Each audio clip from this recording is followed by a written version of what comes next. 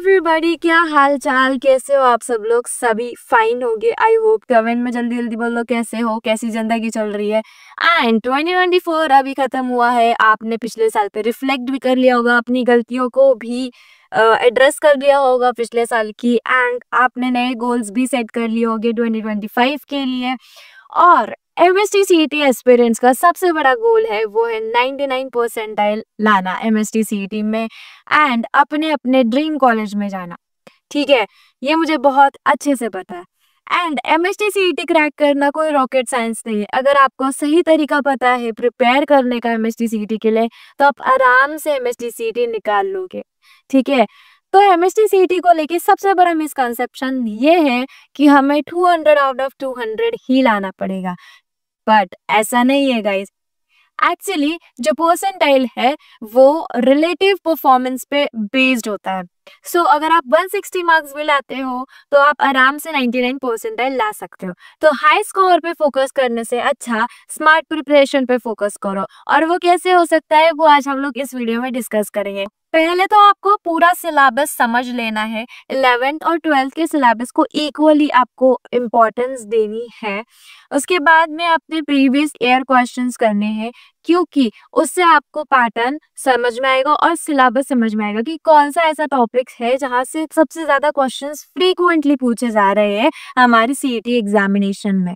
उसके बाद आता है टाइम मैनेजमेंट। आप पेपर तो सॉल्व कर लेते हो, आप मॉक टेस्ट तो दे देते हो, लेकिन आपको टाइम जो है आपको वो समझ में नहीं आता है। आपको लगता है अरे घर पे बैठ के दे रहे हैं, हम आराम से दे रहे हैं। मॉक टेस्ट देना बहुत जरूरी है, वो भी टाइम लगा के, ताकि आपको समझ में आए कि आप एक क्वेश्चन को कितना टाइम दे रहे हो और आपका जो पेपर है वो टाइम से खत्म हो पा रहा है कि नहीं। एंड यस, एग्जाम का टाइम तो ठीक है, बट आप कितनी देर स्टडी कर रहे हो वो मैटर नहीं करेगा, आप कितना ज्यादा क्वालिटी टाइम दे रहे हो। लाइक क्वालिटी जो है आपकी स्टडी की, इफिशियंसी जो है आपकी स्टडी की, वो मैटर करेगी। क्वांटिटी पे मत ध्यान दो, क्वालिटी पे ध्यान दो।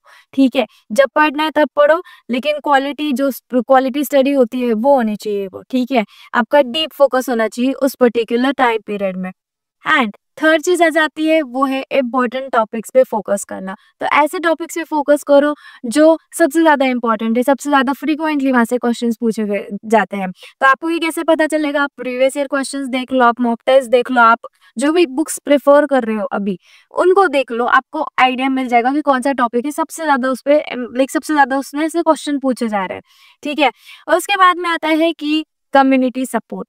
तो कैसे हो सकता, कम्युनिटी कैसे बनाए? भाई हमारे तो कोई दोस्त है नहीं ऐसे जो हमको सपोर्ट करे भी रियल लाइफ में, तो आप वर्चुअली कम्युनिटी बना सकते हो। ऐसे मेरे बहुत सारे सब्सक्राइबर्स है जो इस साल एमएसटी सीईटी देने वाले हो, आप उनसे एक कम्युनिटी बना सकते हो, उनसे बात कर सकते हो, कमेंट करो, लाइक करो, ताकि उनको भी थोड़ा सा ऐसा मोटिवेशन फील हो। पॉजिटिव मैसेजेस करो एक दूसरे को कमेंट्स में।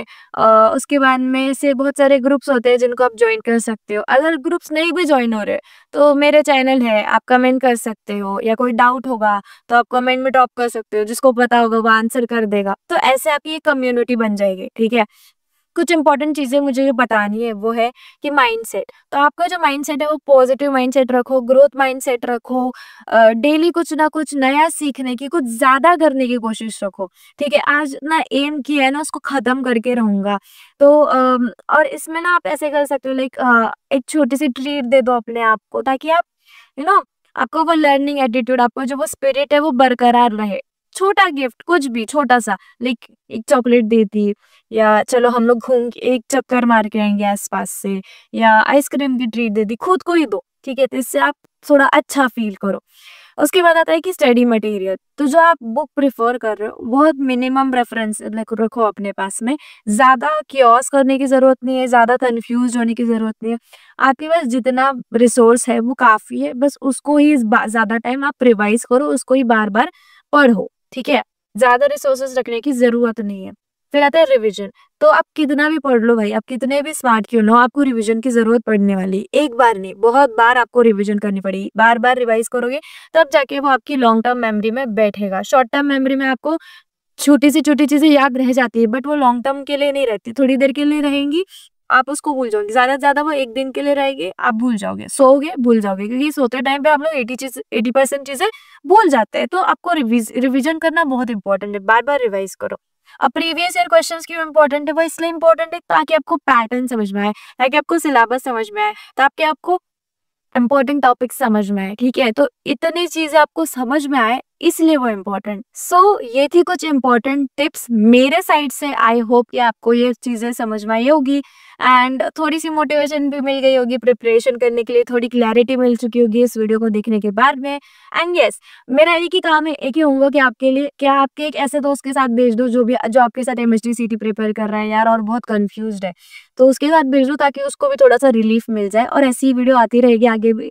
तब तक के लिए बाय बाय।